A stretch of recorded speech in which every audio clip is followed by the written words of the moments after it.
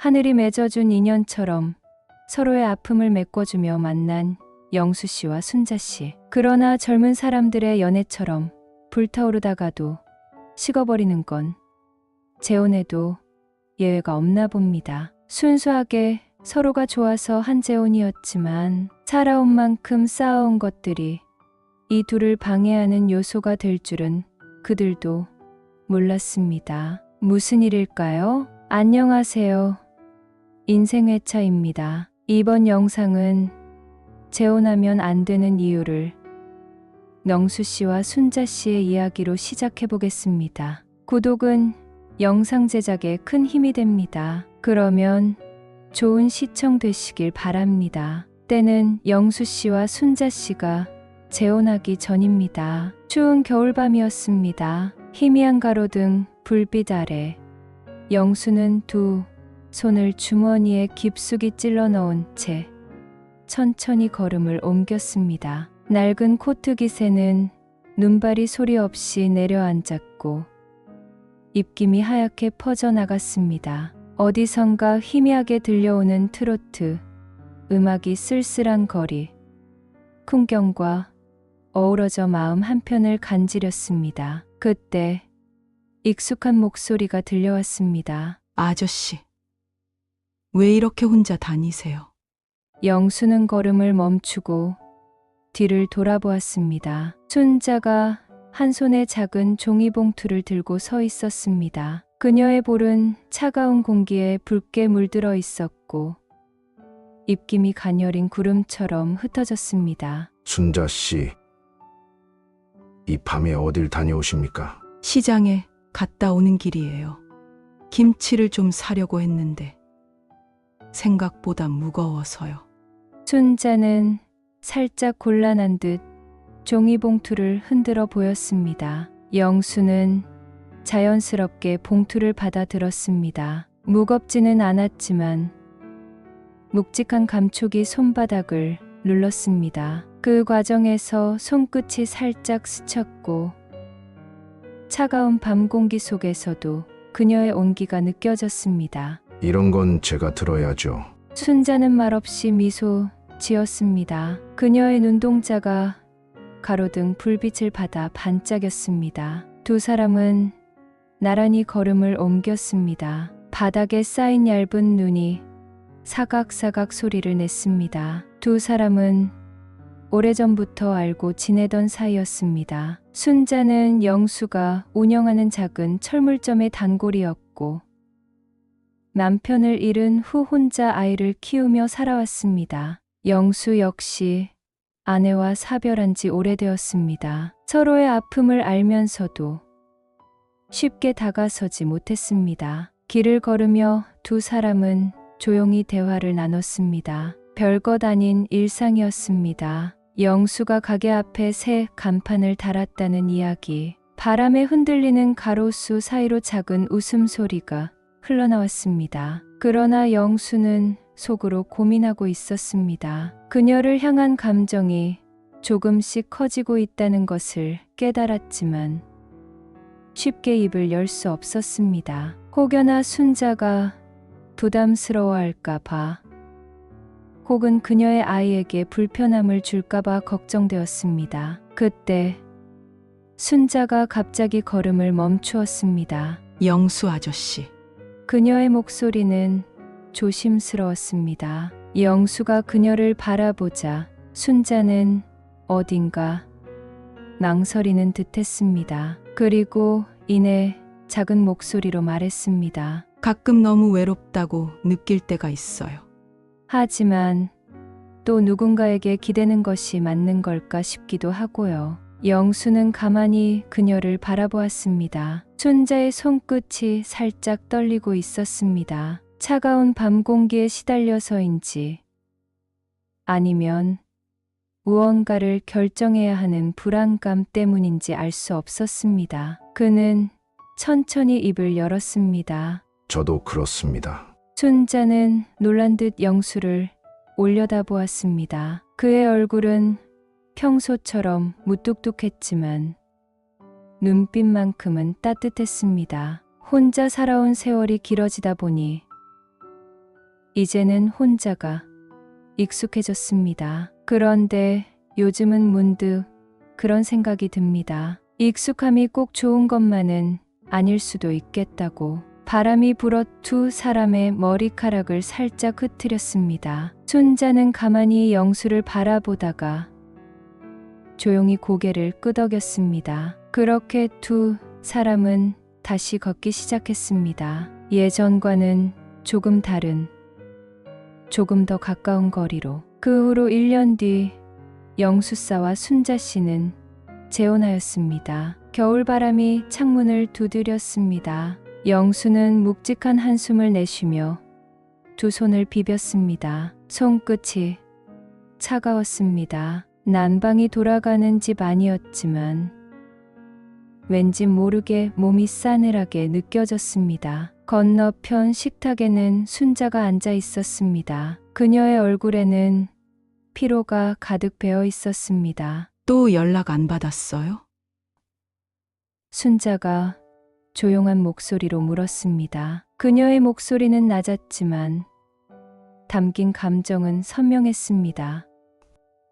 네, 영수는 짧게 대답하고 시선을 돌렸습니다. 아들은 여전히 그의 전화를 피하고 있었습니다. 두 사람 모두 배우자를 먼저 떠나보냈고 혼자 사는 것이 점점 외롭다고 느껴질 즈음 서로를 만났습니다. 함께라면 남은 생이 조금은 덜 쓸쓸할 것이라 생각했습니다. 그러나 기대했던 행복은 쉽게 오지 않았습니다. 순자 역시 힘들었습니다. 그녀의 딸 혜진은 이 결혼을 극도로 반대했습니다. 처음에는 엄마가 행복하면 됐어요. 라고 했지만 막상 영수와 한 집에서 살게 되자 태도가 변했습니다. 솔직히 불편해요. 엄마랑 단둘이 살 때가 더 좋았어요. 딸의 말은 가시처럼 가슴을 찔렀습니다. 아무리 성인이 되었다 해도 혜진에게 엄마는 여전히 엄마였습니다. 새로운 아버지 같은 존재를 받아들이기 어려웠던 것입니다. 영수의 아들도 마찬가지였습니다. 아버지가 재혼한다는 소식에 처음엔 묵묵히 듣기만 하더니 점점 연락을 끊었습니다. 아빠, 저는 그냥 엄마와의 기억을 간직하고 싶어요. 새 가족을 받아들이는 게 아직 어려워요.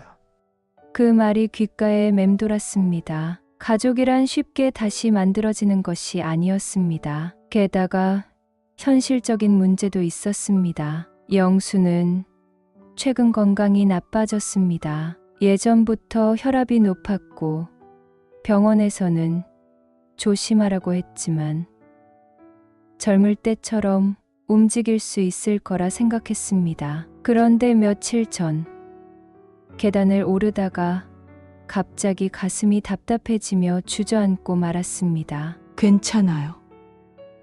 순자가 놀란 얼굴로 뛰어왔습니다.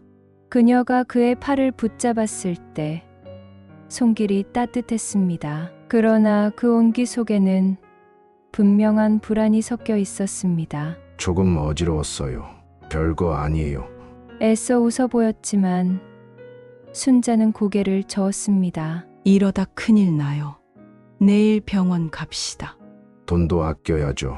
그 말에 순자의 표정이 어두워졌습니다. 두 사람 모두 넉넉한 형편이 아니었습니다. 영수는 공무원으로 정년퇴직했지만 연금으로는 생활이 빠듯했습니다. 순자는 작은 가게를 운영했지만 요즘 경기가 어려워 적자가 날 때가 많았습니다. 게다가 각자 자식들에게도 경제적으로 신경 써야 했습니다. 혜진이가 아직 취직 못했잖아요.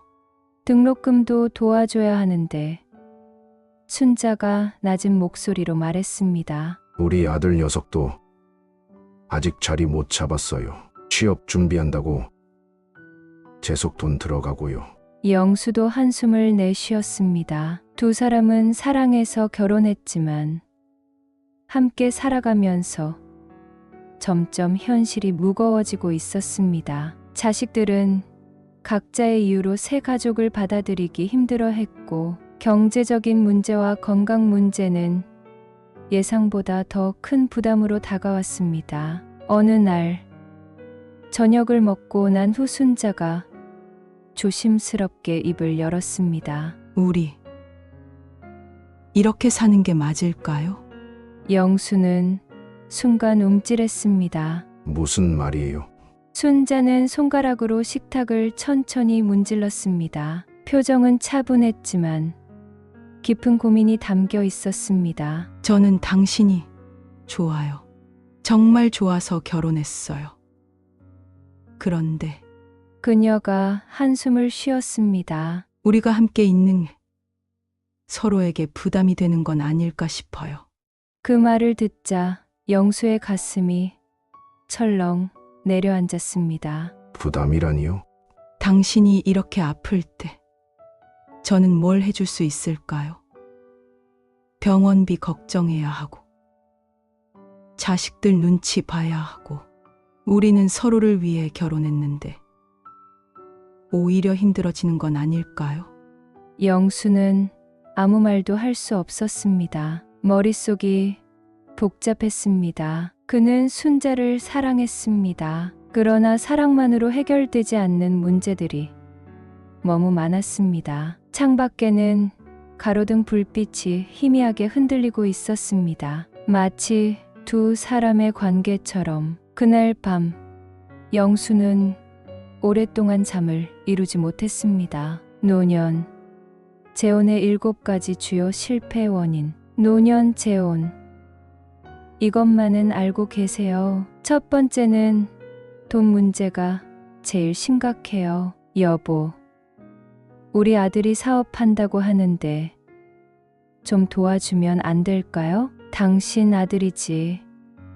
우리 아들이 아니잖아요. 그리고 그 돈은 우리 노후 자금이라면서요? 이런 대화 많이들 하시더라고요. 돈 문제는 정말 예민해요. 샵 어떤 상황들이 있나 보면 각자의 재산을 어떻게 관리할지, 생활비는 누가 얼마나 낼지, 연금은 각자 쓸지 같이 쓸지, 새로 번 돈은 어떻게 할지, 그리고 제일 심각한 건 자녀 문제예요. 엄마, 그 돈 함부로 쓰시면 안 돼요. 나중에 어떻게 될지 모르잖아요. 이런 말 자녀들이 많이 하죠. 두 번째로 생활 습관이 너무 달라요. 당신은 왜 그렇게 아침 일찍 일어나서 걸레질을 해요?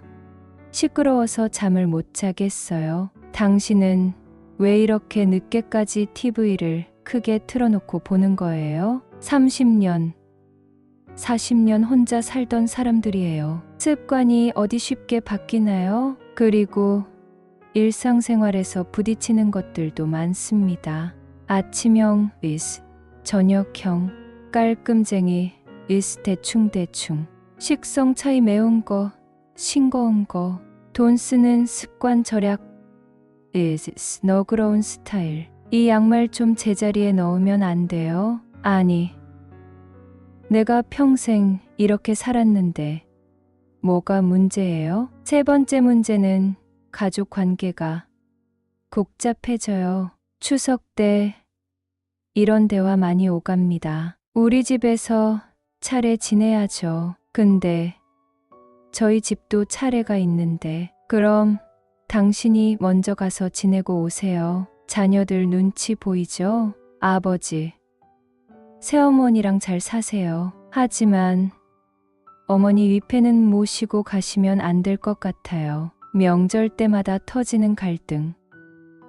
어느 집 차례를 먼저 지낼지, 제사상은 누가 어떻게 차릴지, 명절 비용은 어떻게 나눌지. 네 번째는 건강 문제도 심각해요. 여보, 내가 허리가 아파서 그러는데 병원 좀 같이 가주면 안 될까요? 오늘은 제가 모임이 있어서 택시 타고 가시면 안 될까요? 이런 말 한 번 하고 나면 서로 서운해지죠. 샵 건강 관련 갈등.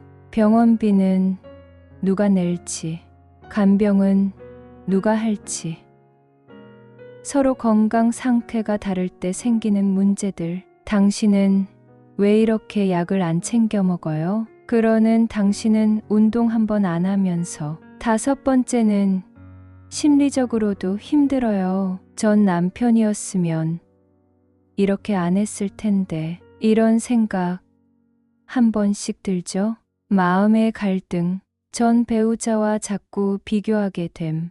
자녀들 눈치 보임. 나이 들수록 커지는 불안감. 혹시 내가 아프면 이 사람이 날 잘 돌봐줄까? 나중에 재산 문제로 자녀들이랑 싸우면 어쩌지? 6번째는 서로 가치관이 달라요. 여보, 왜 이렇게 돈을 막 쓰세요? 인생 얼마나 남았다고. 좀 편하게 살아야죠. 절에 가서 기도하고 싶어요. 나는 교회에서 예배드려야 하는데. 부딪히는 가치관들, 돈 쓰는 방식, 종교, 생활, 자녀 관계, 여가, 생활. 7번째는 준비 없이 결혼했어요. 너무 외로워서, 자녀들이 걱정돼서, 경제적으로 힘들어서. 이런 이유로 서두르다 보면 나중에 후회하게 됩니다. 부족했던 것들, 서로에 대한 이해, 현실적인 문제 상해, 가족들과의 대화. 그래서 어떻게 해야 하나요? 1점. 최소 1년은 만나보세요. 서로 봄, 여름, 가을, 겨울을 다 봐야 진짜 그 사람을 알 수 있어요. 2점. 재산 문제는 확실히 정리하세요. 계약서 쓰는 게 서로 미안할 수 있지만 나중에 더 미안한 일이 생기지 않게 하는 거예요. 3점. 자녀들과 충분히 대화하세요. 자녀들의 동의가 없으면 행복한 재혼 생활이 어려워요. 4점. 일상생활 방식을 미리 맞춰보세요. 같이 살아보기 전에 서로의 생활 습관을 잘 살펴보세요. 5점. 건강관리 계획을 세우세요. 누가 아프면 어떻게 할지, 병원비는 어떻게 할지 미리 이야기해 보세요. 결혼이 답은 아니에요. 하지만 잘 준비하면 좋은 동반자를 만날 수 있어요. 너무 서두르지 마시고 하나씩 차근차근 준비하세요. 정리하자면 성공적인 노년 재혼을 위해서는 다음과 같은 준비가 필수적입니다. 1점. 충분한 교제 기간을 통한 상호 이해. 2점. 재산 관리와 상속에 대한 명확한 합의. 3점. 자녀들과의 충분한 소통과 이해. 4점. 일상생활 방식에 대한 사전 조율. 5점. 건강과 돌봄에 대한 구체적 계획. 노년의 재혼은 제2의 인생이자 새로운 인생의 황혼기를 함께할 동반자를 만나는 설레는 기회가 될 수 있습니다. 하지만 이를 위해서는 감정적으로 마음만 따라서 행할 것이 아니라 철저한 준비와 현실적인 고려가 반드시 필요합니다.